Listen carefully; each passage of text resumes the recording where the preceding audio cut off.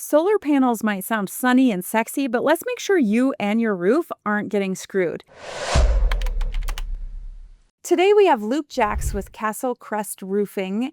Thanks so much for being here. Yeah, absolutely. Thanks for having me on the show. Yeah. So we're going to talk about solar panels, and I know you're a roofer. You're not a solar guy, but Not a professional for sure, but I've encountered multiple solar panels on multiple styles and types of different roofs. yeah, I think I'm looking forward because I know we have other episodes on solar panels. So I'm looking forward to getting the perspective from a roofer's perspective because I think you'll have a lot to add to this conversation. I mean, like I said, I have my opinion, right? My professional opinion, my personal opinion.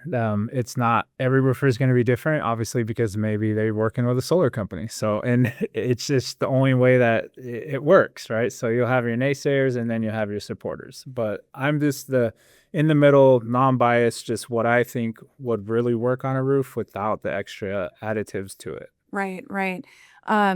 It's so funny that cahoots thing, like being in cahoots with the solar companies. I didn't realize I just sold a house that was in a new build community a few years ago. That builder was in cahoots with the solar company, and every home in that neighborhood has solar panels on it, but not just that. Every home in that neighborhood has a lien on their house for that solar lease. Yeah, I mean, it's like, man, pay for your contractors, right? Like I always say, pay your suppliers, pay your labor. That way there's none of these issues with anything being liened or something stopping the deal or your property in jeopardy. It's almost like a HOA, right? HOA has so much power and they'll lien your property right away if you're in violation of paying their dues. I say with solar,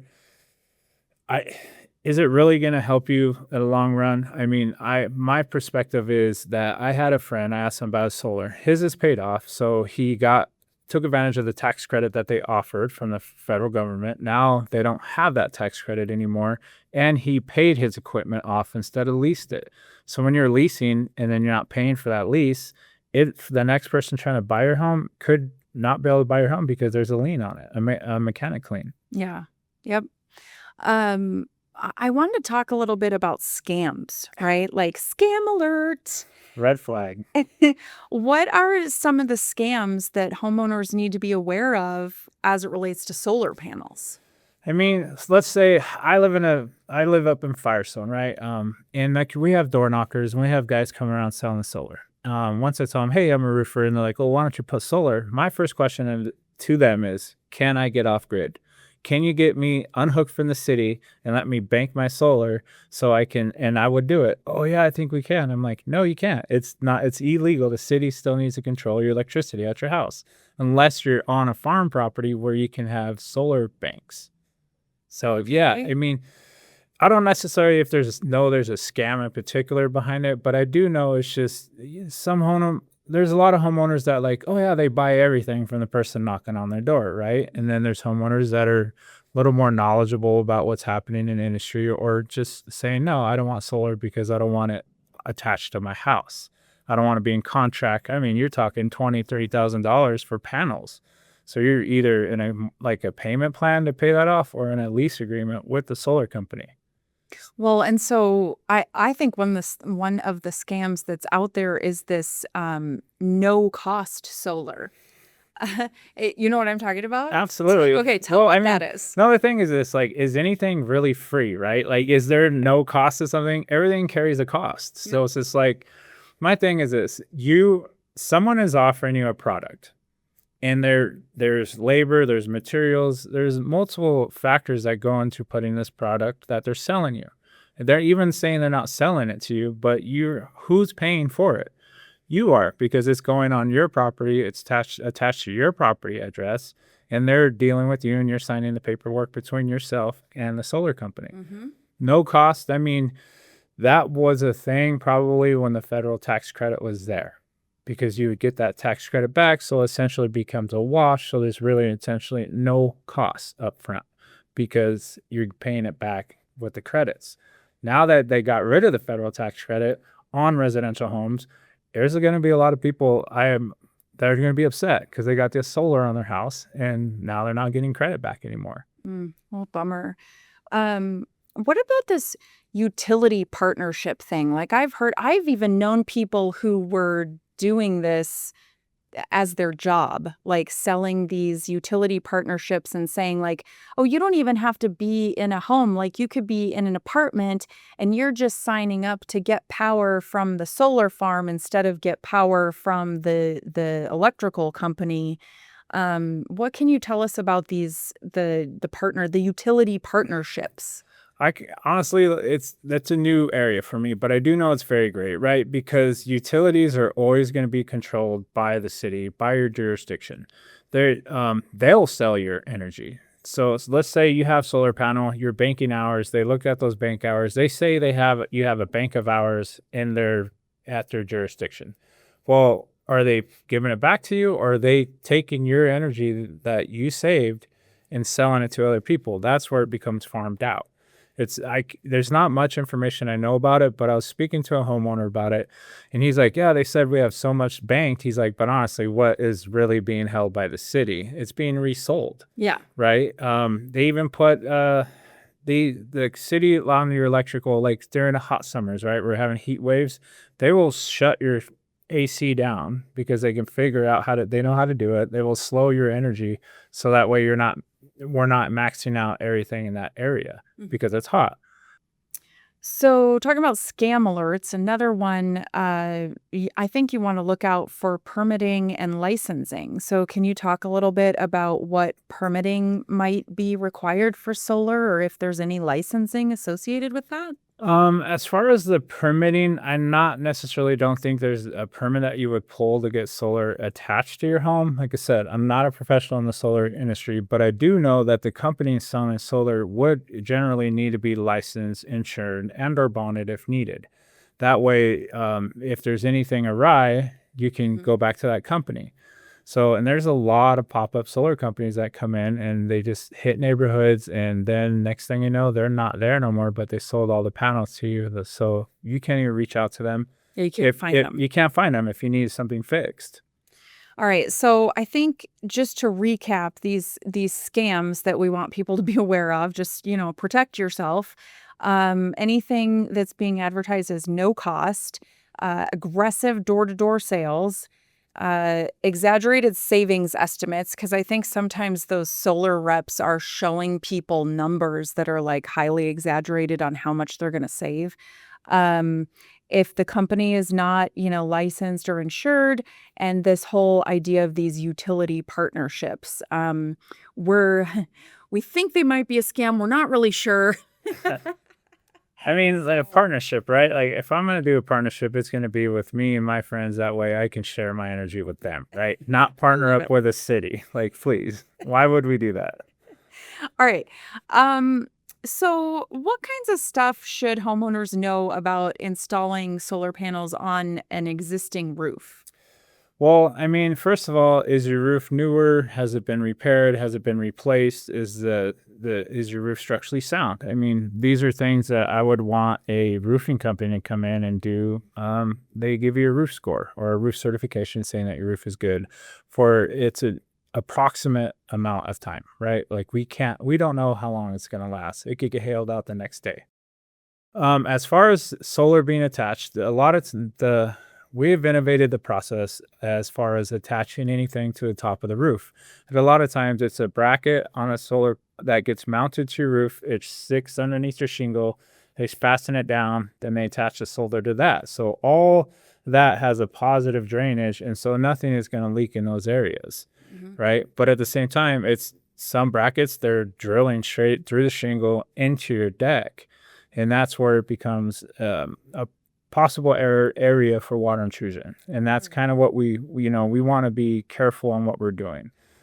Well, and that just goes back to making sure you're hiring somebody who's good at their job, because anybody who's drilling all the way through to the decking and potentially causing water intrusion is not good at their job, I would say. Well, no, I agree with that. And a lot of times it's up to the homeowner. Like, what kind of mounting brackets are you using? What are you using to ensure I'm not going to have a leaky roof after you attach the solar? And like I said, the process, everything's so innovative now that you really aren't doing any harm to the roof anymore. And then your solar panel just attaches to the mounting brackets that they have. And I've seen a few different styles, and everything, it's not as aggressive as it was when it first came out, when they were just screwing into your roof, right? Yeah. That was the big hype. And they're not as heavy as they used to be anymore. So they're lightweight. So it's everything has changed. You're using aluminum products, so it's lighter on the roof. The panels are probably 10 or 15 pounds less than what they first were when they started out with steel structure framing on them. So it sounds like, well, and this is an interesting thing that I only learned about probably in the last year, this whole idea about once you have those solar panels on the roof, now when you need a new roof, you have to pay somebody to take them off. Then the roofers come out, re-roof, and then you got to pay those solar people to come back and put the panels back on.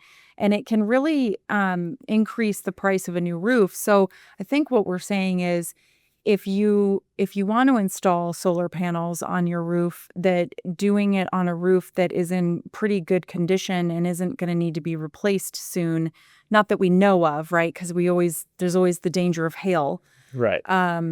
But that it needs to be kind of newer and in really good condition before you would want to put those solar panels on. Yeah, I mean, I mean, honestly, it's like changing your tires on your car, right? Do you just want to put one, or do you want to put all four on? It gives you better quality of a drive. So, I mean, for me, I would say do your research with the solar company. Look at the material they're using. Look at the mounting brackets, right? Ask them what the cost is to remove and reinstall these solar panels if you're getting your roof done. It's usually, I think, on an average for a smaller roof, it's about $5,000 to $6,000 added onto the re-roof. Mm-hmm. Let's say you're not doing an insurance claim. Now it's a retail re-roof, and then you have to pay cash out of pocket an extra $5,000 or $6,000 and get these panels removed and then reinstalled. Well, and if it is an insurance roof claim, make sure if you have solar panels that you have told your insurance agent, because there's extra coverage that they can put on the policy so that if you do need a new roof due to hail damage and the insurance company is paying for it, they'll pay for the solar panels to come off and come back on, if they knew about it ahead of time and added that to your policy. Absolutely. That's 100%. I mean, anything you're doing to your home, please let your insurance broker know. That way you can get it covered, right? Yeah. Yeah.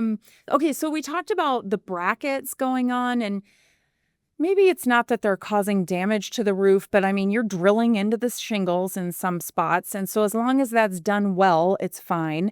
But are there other dangers? Like, is there other ways that the solar panels could damage a roof? I mean, again, like I said, everything we're light years ahead of where we first started with solar. So you're talking 100 pounds to maybe 10 or 15 pounds per panel now for a 4x4 or 4x8 panel. It's lightweight. I mean, it's really not a concern if you're working with a reputable company that's been doing this for a long period of time and knows what they're doing. Do they check to make sure that it's structurally able to take the additional weight? Or are you saying at this point the additional weight it's not snow load is going to be heavier than your solar panels nowadays. Okay, good to know. So we talked about, you talked a little bit about this flashing and waterproofing. I mean, your roof is there to keep water and the elements from getting into the house. So, this is the big thing. You always want to make sure that the integrity of the roof is there, right? And you're doing that with the waterproofing and the flashing and making sure that there's no spots. Well, to touch on that, the waterproofing and flashing, that's usually essentially geared around a flat roof, right? What we do on residential homes, you have pipe penetrations for bathroom exhaust, your heat exchange, everything is sticking to the roof. When it comes to that, I mean, if you want to look at it a maintenance standpoint, you would want to make sure that your pipe boots, you would get it inspected. I mean, yourself or have somebody come do it and just see, because it's a galvanized pipe boot with a rubber flange that sticks around the pipe penetration sticking out of your roof. I mean, essentially, that's where the waterproofing happens. That's where we would, either attach with nails. So we caulk the head of the nail once we secure it to the roof. And that's what something homeowners should go through is like, there's nails that we can't always cover and we cover with caulking, and that's a city code and it's a manufacturer spec. So you would want to maintenance or look at that as like, okay, maybe I should go top off the nail heads with caulking. Maybe I should look at the pipe boots, making sure everything is still 100%. Mm-hmm. You've said a couple of times, you're not the solar professional, you're the roofing professional. But do you have any ideas on what kind of warranties that people could expect from solar panels? Because I'm sure we'll talk about roof warranties later, but just sticking with the solar topic. I mean, I don't know of, because like I said, I'm not a solar professional. Mhm. But I do know that the companies hold a craftsmanship/workmanship warranty for anything that they do installing the solar panels. The solar panel warranty would probably be a manufacturer warranty, and you would probably have to register that online with the manufacturer to get any type of let's just say malfunctions, or the solar panels aren't working. That's where you would turn in a claim for you against a warranty. Well, that's a good little tip right there, that if you have solar panels, to make sure that you've registered for their manufacturer's warranty. Yeah, absolutely. Yeah. I mean, I had to register the glass in my new addition for my bathroom because it's warranted, right? Yeah. So anything happens, it gets fixed. Nice. What's your advice for buyers who are purchasing a home and it already has solar on it? My advice when purchasing a home is, first off, regardless of the solar on it, let's get your roof inspected, right? You're a real estate agent. You work with a lot. I'm sure you have some roofers you work with to do roof inspections for you, pre-sale or post-sale, or vice versa. I would say ask how old they are. When's the last time they were serviced? Is there bird netting around the solar panels? Because birds love to sit on your roof and like nest right underneath your panels. Oh, So I've never heard of that before. And that's usually at a cost. I mean, some solar companies might roll it in there for, just to give you more of a better deal. But from what I know, the extra bird netting does cost extra money, and it protects your home from, obviously, birds are pretty nasty, and they will poop all over your roof, and the acidity in their poop will eat your shingle. So if Oh, those are the things I would look at. okay. I love this. Yeah, I've never heard of that before. So if you have solar panels, you want to put some bird netting around them. Don't let them nest underneath it. Gross. So I think that the buyers, if they're buying something with solar, I think they want to find out, when was the solar installed, if there's any maintenance history, and the warranty. I don't know if those warranties are transferable, so that's definitely something for a buyer to ask for sure. Yeah, absolutely. And then there was a part of like you said, you got to do your due diligence, right? Mm. And it's not up to your real estate agent or broker to do it all for you. You as an individual need to research and find out information about what you're purchasing or what's added on the home. Yeah, for sure. All right, let's do a fact or fiction. Fact or fiction, you can install solar panels on any roof. Fact. Nice. So it doesn't matter if it's steep or less steep or flat, No, or what kind of absolutely not. shingles. No, there's I think I sent you some pictures. I mean, you could probably give a reference to those when we get this going. But at the same time, you can install solar on a flat roof. You can install solar on a pitched roof. You can install it on a tile roof. You can install it on a stone coated steel roof. So it doesn't matter, right? It's starting to sound like a Dr. Seuss book. I love it. Oh my God. Okay, good. Yeah. But there are some types of roofs, so you can do it on any, but I think there's a cost difference, right? Because some of them are more difficult to do. Absolutely. Let's Okay. take a tile roof, right? It's they're concrete tiles or clay tiles, but to install it on that, you would do a batten system. They would install a bracket to the roof below the tile, and then they would run a batten system, and then basically a long rod, and they would put the solar panel attached to that. So it'd sit off the roof elevated, and the only thing attaching it, the brackets are attached to the roof, and then the solar panels are attached to the batten bars.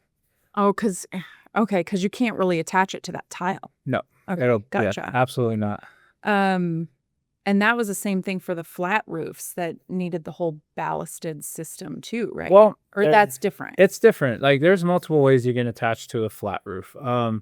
Depending on the roof system, what the existing roof system is. Say you have a ballasted roof already up there, you would attach the solar panels to a platform that they would add weighted bags or concrete bricks in on top of that, and it would just rest on top of the existing roof. And that's how they weight their platforms down to mount the solar to.